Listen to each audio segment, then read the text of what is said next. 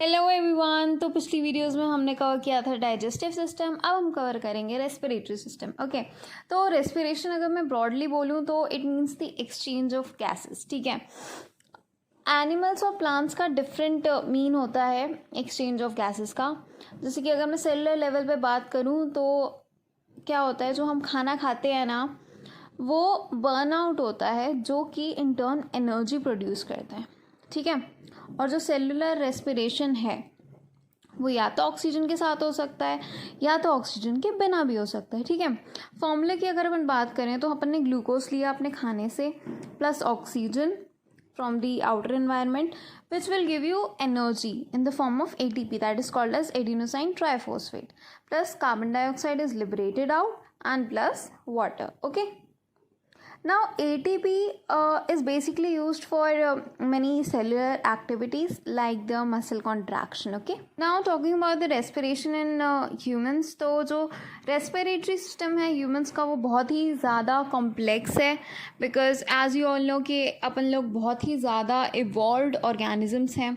ठीक है, जिसमें क्या क्या इन्वॉल्व होता है अगर हम ह्यूमंस के रेस्पिरेशन सिस्टम की बात करें तो ब्रीदिंग, एक्सचेंज ऑफ गैसेस और सेलुलर रेस्पिरेशन। ठीक है, एक वेल डिफाइंड जो रेस्पिरेटरी सिस्टम है वो ह्यूमंस के पास होता है, जो ब्रीदिंग और एक्सचेंज ऑफ गैसेस में हेल्प करता है। ठीक है, अब ब्रीदिंग में दो प्रोसेस आती हैं, दैट इज अपन इनहेल करते हैं ऑक्सीजन और लिबरेट आउट करते हैं, मतलब एक्सहेल करते हैं कार्बन डाइऑक्साइड। ठीक है, inhale oxygen and exhale carbon dioxide. ठीक है, तो जो गैशियस एक्सचेंज होता है that takes place in our lungs. ठीक है, जो सेलुलर रेस्पिरेशन होता है वो हर एक सेल में होता है अलग अलग। ठीक है, और ऑक्सीजन जो है सारे सेल्स को सप्लाई होती है। Now talking about the respiratory system, तो जो ह्यूमन रेस्पिरेटरी सिस्टम है उनके कंपोनेंट्स क्या क्या होते हैं। पहला होता है हमारी nose, nasal cavity, pharynx, larynx, trachea, bronchi, bronchioles और एल्वियोलाई। ये बहुत अच्छी तरीके से रटे होने चाहिए। ठीक है, अब ब्रोंकाई और एल्वियोलाई जो होते हैं वो हर एक लंग में, मतलब अपने पास दो लंग्स होते हैं राइट, तो हर एक में होते हैं। ठीक है, अब रिब केज जो होता है, रिब केज देखा होगा ना, वो क्या करता है, वो बेसिकली हमारे लंग्स को प्रोटेक्ट करके रखता है। ठीक है, और इनहेलेशन और एक्सहेलेशन की प्रोसेस में हेल्प करता है। ठीक है, गैसेस का जो एक्सचेंज है वो बेसिकली एल्वुलर सरफेस और उसकी सराउंडिंग जो ब्लड वेसल्स होती हैं वहाँ पर होता है। ठीक है, एल्वुलाई की अगर मैं बात करूँ तो एक बहुत ही लार्ज सरफेस एरिया भी प्रोवाइड कर देता है। ठीक है, now moving ahead we have the physiology of respiration. तो breathing in human is facilitated by the action of intercostal and external intercostal muscles.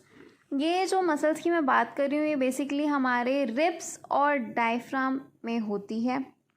ठीक है, डायफ्राम जो होता है डोम शेप का होता है।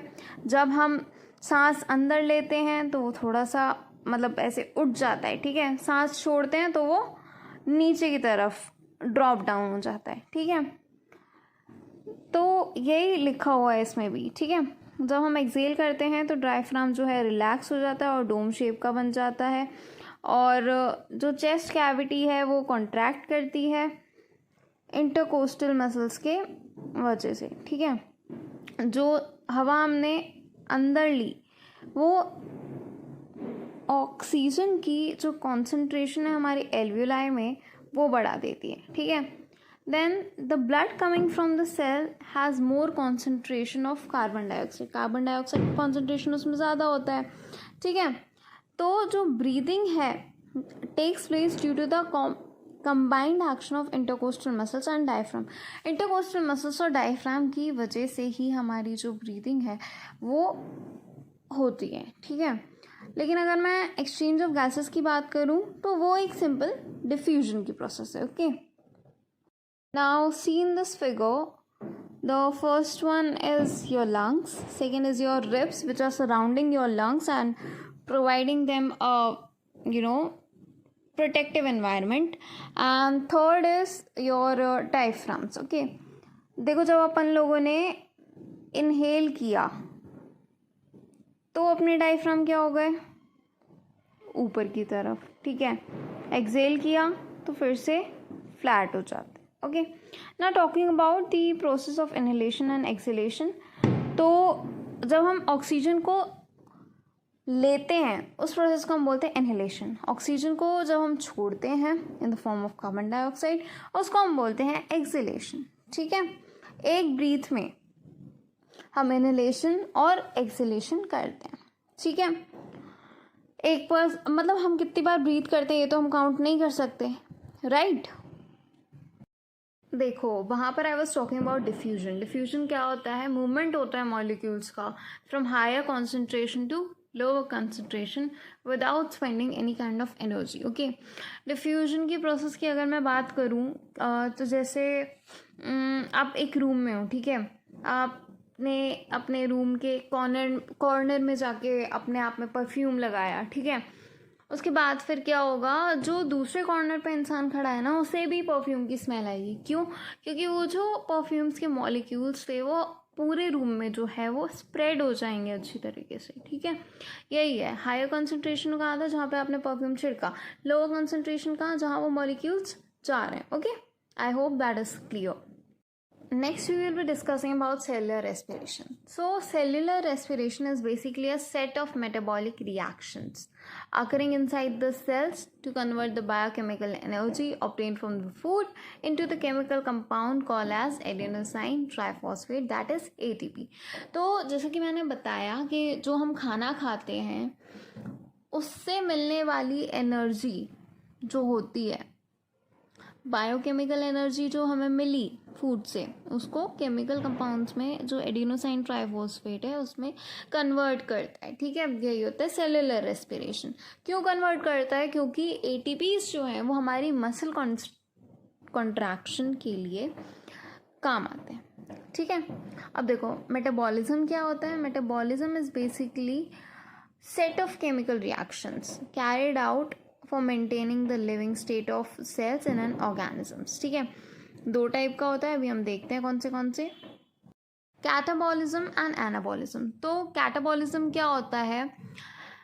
जब किसी मॉलिक्यूल को हम ब्रेक डाउन करते हैं उससे जो हमें एनर्जी मिलती है उससे हम उस रिएक्शन को या उस प्रोसेस को हम बोलते हैं कैटाबॉलिज्म, ठीक है. कैटाबॉलिज्म मतलब टू ब्रेक डाउन. एनाबॉलिज्म क्या होता है? जब कोई कंपाउंड बन रहा है, जब उसकी सिंथेसिस हो रही है, ठीक है, उस प्रोसेस के वक्त, ठीक है, जो क्या बोलते हैं सारे कंपाउंड्स को बना रही है उसे हम बोलेंगे एनाबॉलिज्म, ठीक है.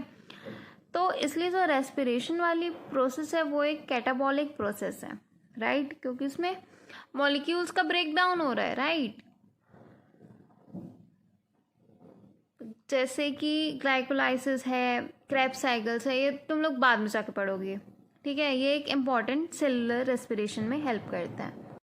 Now what is aerobic respiration? Aerobic respiration is basically a process in which the food, that is glucose, is converted into the energy in the presence of oxygen. Aerobic process हमेशा in the presence of oxygen होता है. Anaerobic process जो होता है that is in the absence of oxygen, ठीक है.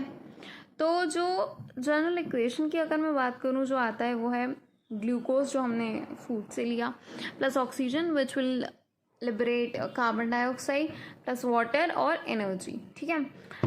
इस type का जो रेस्पिरेशन होता है ना वो एनिमल्स, प्लांट्स और लिविंग ऑर्गेनिजम्स में आपको देखने को मिलता है, ठीक है.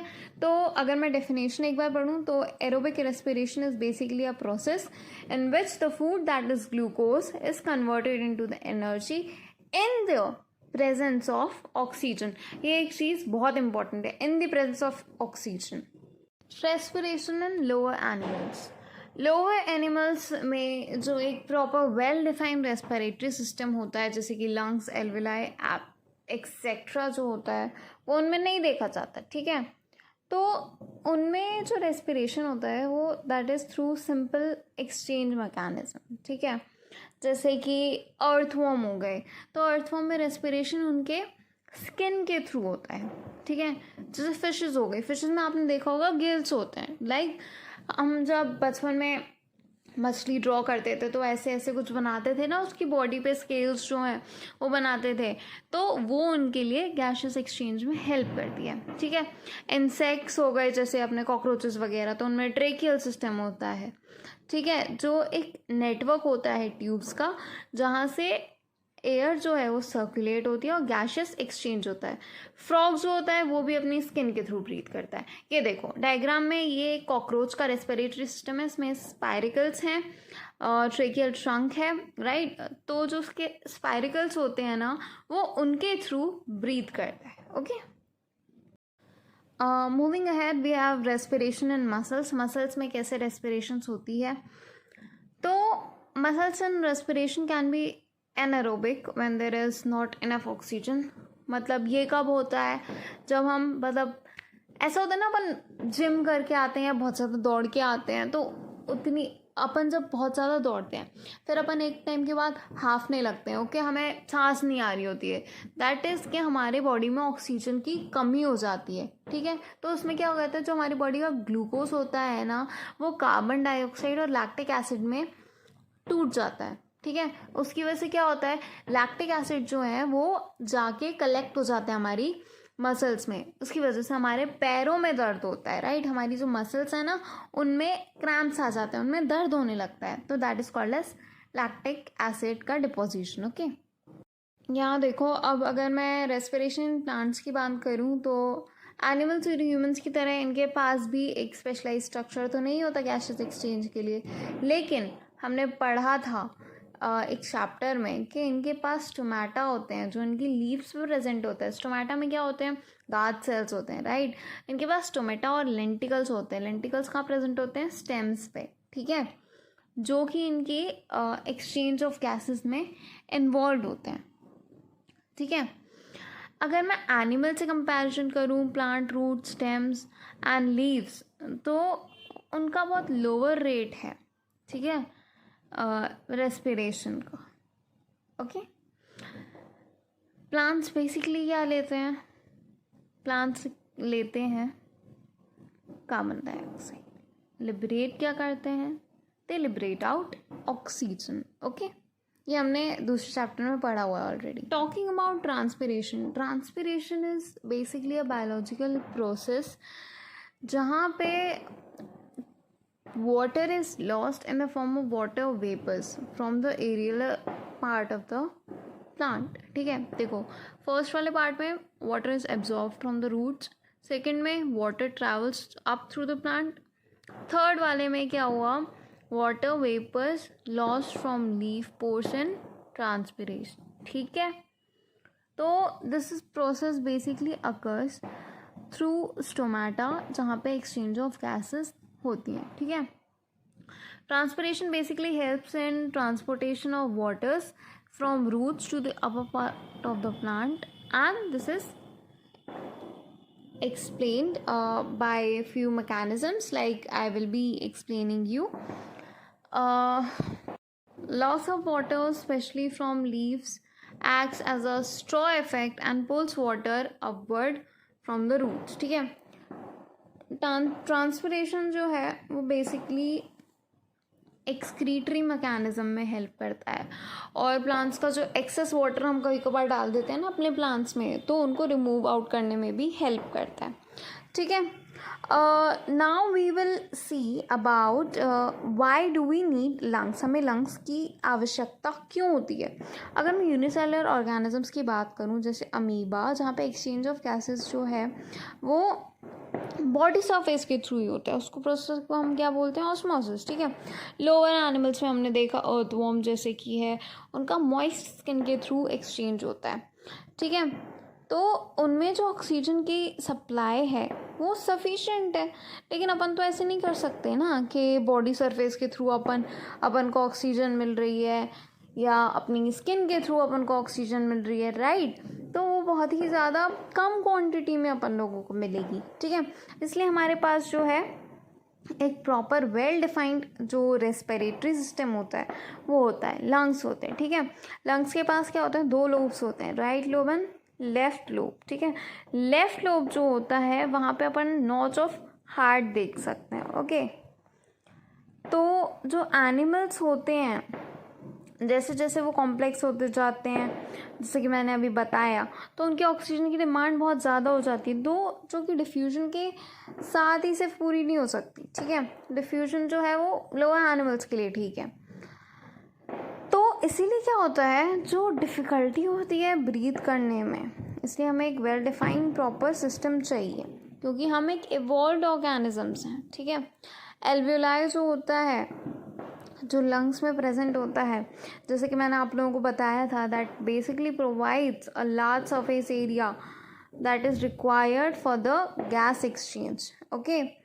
तो more the animal is being evolved and becoming more complex, so he need a well defined system or a structure to fulfill his requirement, okay.